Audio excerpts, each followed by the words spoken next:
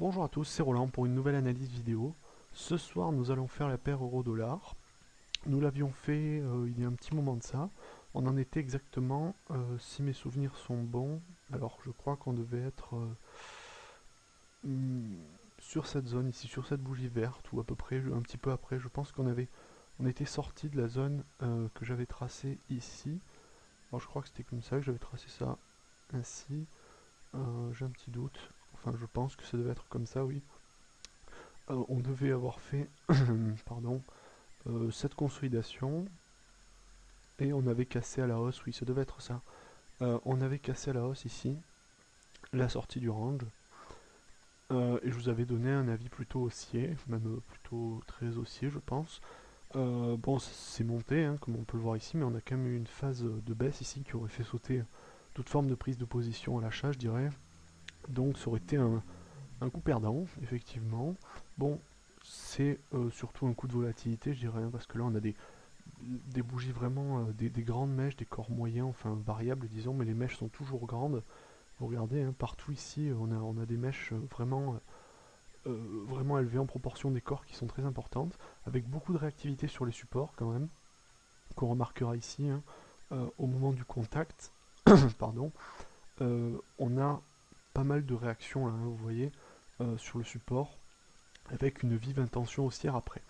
Bon, alors si on reprend donc graphiquement ce qui s'est passé, on a eu une accélération haussière ici, puis on a fait une consolidation à plat, disons, à peu près comme ça, et on reporte les objectifs à ce point-là, donc on n'a pas encore fait, à mon sens, on n'est pas encore arrivé jusqu'au bout, je pense qu'on peut repartir à la hausse. Par contre, évidemment, maintenant, ça devient un peu plus compliqué au vu de la bougie ici. Donc là vraiment une bougie donc, qui est d'aujourd'hui, qui continue à baisser, qui n'est pas clôturée, donc il y a encore de la marge, on ne sait pas, hein, ça peut repartir, vous savez dans les séances comme ça peut finir, on peut refinir au-dessus, avec une belle ombre en dessous, sans forcément faire cette bougie là. En tout cas si cette bougie se confirme et reste comme ça jusqu'à ce soir, jusqu'à la clôture, là on aura une avalanche baissière, pardon je suis malade, on aura une avalanche baissière, vous voyez, hein, ça baisse, on le voit peut-être pas forcément, vous le voyez peut-être pas forcément sur la vidéo, mais ça se voit à vue d'œil, on voit les cours baisser. Donc une petite panique encore. Donc je disais, si la bougie se confirme ce soir, on aura une avalanche baissière très imposante ici, qui avalera ces trois précédentes bougies, qui passera en dessous vraiment des plus bas, qu'on avait marqué récemment, là, ici, euh, marquant vraiment, je dirais, un effondrement un petit peu, enfin, euh, un profond changement par rapport à la dynamique de court terme. Donc je pense que là, on devrait avoir si cette bougie se confirme, on devrait avoir au moins une nouvelle phase de consolidation. Il faut remarquer qu'on est à peu près en résistance sur ces niveaux-là, disons, sur ces plus hauts ici, qui sont relativement importants, je dirais, bien que pas forcément nécessairement, mais on est visiblement c'est ces niveaux qui font résistance.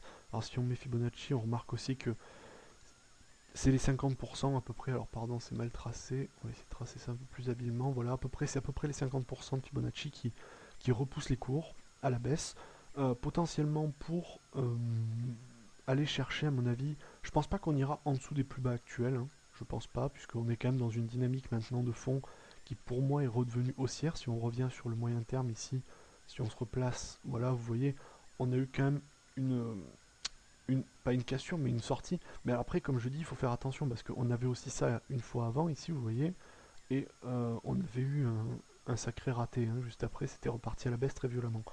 Donc, si on se met vraiment sur du moyen terme, qu'on regarde de loin ce qui se passe, je suis passé en weekly.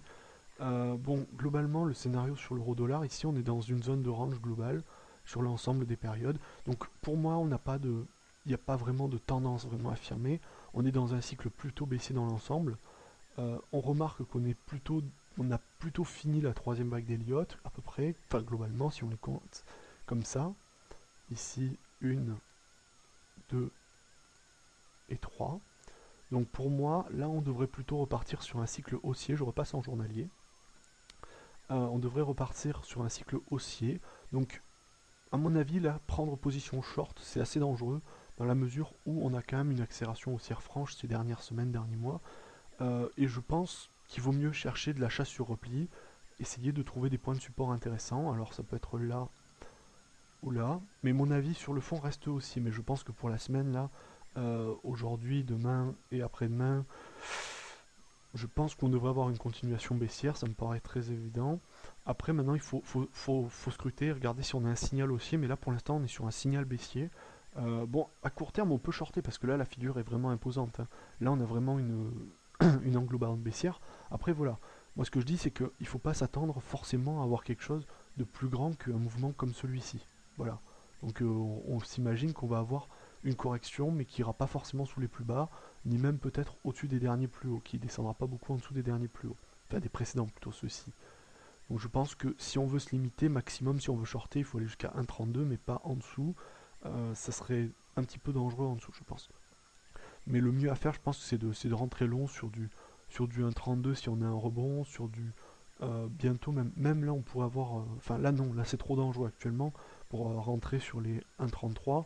Mais il faut voir ce que ça donne, il faut attendre un signal haussier pour rentrer à l'achat, et rentrer short, moi je dis c'est dangereux. Enfin, à l'heure actuelle, je pense que c'est dangereux.